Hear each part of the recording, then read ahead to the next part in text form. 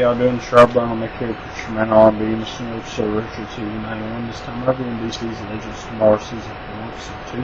What happens on this week's episode, the Legends track down a fairy godmother that's in Salem. And the reason that she's in Salem is because this girl's mother has been accused of being a witch. And this girl is bound to this fairy godmother, so if something happens to this fairy godmother, the same thing happens to the little girl.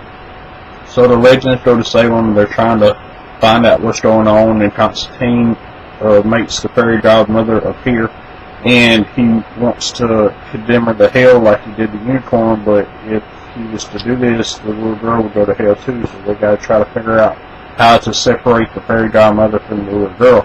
And throughout this whole episode, they're trying to figure that out. And Z goes and tries to save the mother, and she just makes it worse on the mother and herself, because she winds up getting captured too, and they're about to burn her, Z, and the mother at the stake.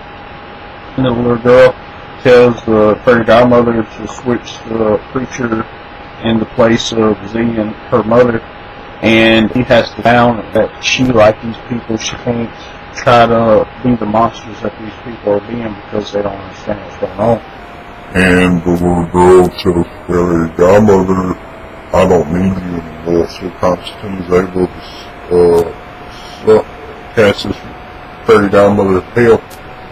And before he does this, he's trying to get her help because he's up against this demon. I'm guessing is what was after him in last week's episode, and this fairy godmother knows about this demon, and she says she can't help him. So John Constantine cast her down to hell, and all the other really thing that happens is Nate's helping the Time Bureau gets funding from his father, and the way he does this is Ray Palmer and Mick Rory gets turned into pigs by Fairy Godmother, and he's trying to tell his father that this is a real human being, it's not a pig. And whenever the Legends are able to depower the Fairy Godmother, Ray turns back into human, and Nate uses his powers in front of his father to show him that he's a superhero and he's a part of the Legends. And his father lets the Time Bureau have $4.8 billion in a year to do what they have to do, and that's all that really happened on this week's episode. My question for y'all is, now that we know demons after Constantine, what's going to happen next? As always, I'll be signing out. That's G. Rawson.